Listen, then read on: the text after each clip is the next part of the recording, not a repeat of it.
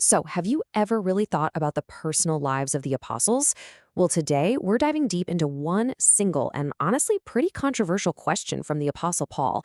And this one question, it pulls back the curtain on rights, responsibilities, and the entire structure of early Christian ministry.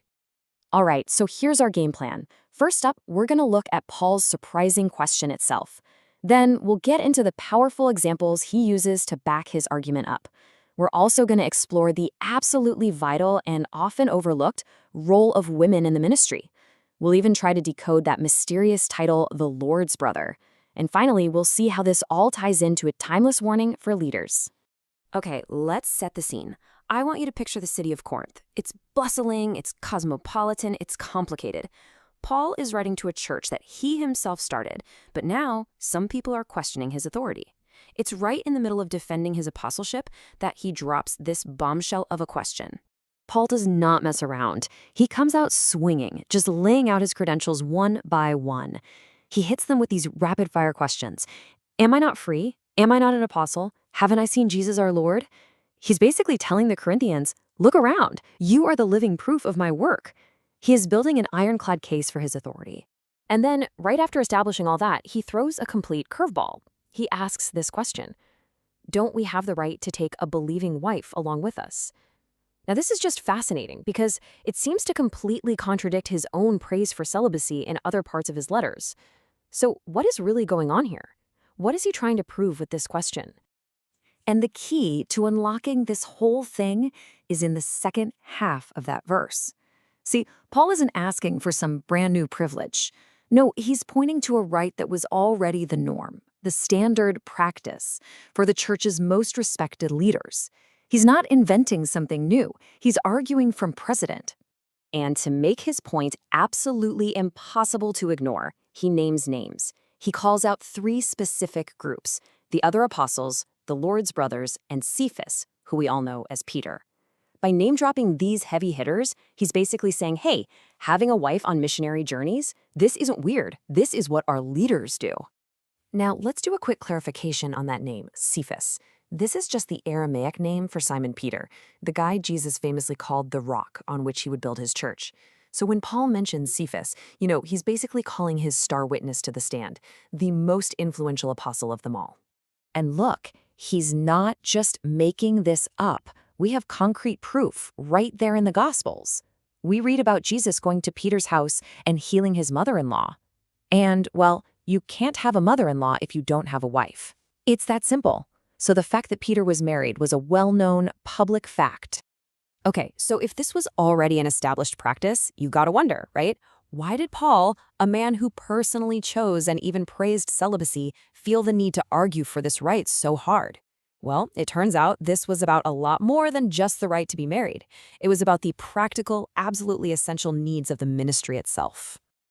And this brings up a really important question. I mean, couldn't Paul have just ministered by himself? Why was having a believing sister or a wife considered so crucial, so essential for the mission to succeed?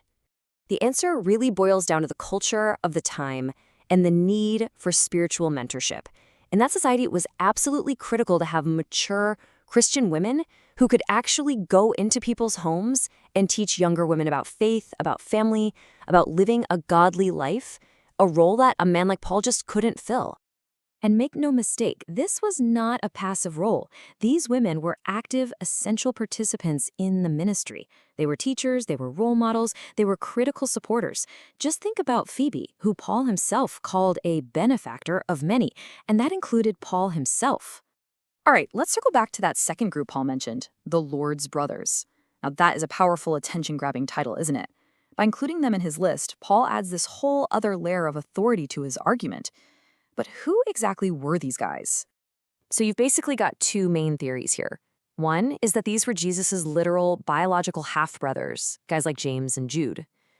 The other theory is that brother was more of an honorary title for his closest spiritual family, his disciples. But for what Paul's arguing here, it almost doesn't matter. What matters is that these were highly influential leaders, and their actions set a clear precedent. But this is where Paul's argument takes a really critical turn. This right to travel with a believing wife, it wasn't a blank check. It wasn't a license for personal comfort. It came with this immense weight of responsibility and a really chilling warning against abusing it. In his other letters, especially the ones to his protege Timothy, Paul makes it crystal clear that leadership is not for just anybody. He sets an incredibly high bar. A leader's character had to be tested, it had to be proven, it had to be beyond reproach. Qualities like self-control and being respectable, these weren't just nice-to-haves, they were non-negotiable absolute requirements. And this right here is exactly why character was so vital. Paul gives this bone-chilling warning about false leaders, about predators who would literally worm their way into homes to take advantage of vulnerable people. This wasn't some hypothetical threat. This was a real and present danger, and it's why his standards for leadership had to be so incredibly high. Which brings us right back to the original purpose of all this. The entire model of men and women serving together was designed to build people up, not to tear them down. The whole point was to foster strong families and a healthy church community, creating an environment where women could become strong leaders and ministers themselves, safe from exploitation. And so that leaves us with this question. Paul's argument from nearly 2,000 years ago, it isn't just some ancient theological debate. It forces us to ask a timeless and, I think, incredibly urgent question for any leader, in any field today. How do we make sure that with rights come responsibilities, and that character and accountability always, always stay at the very heart of leadership?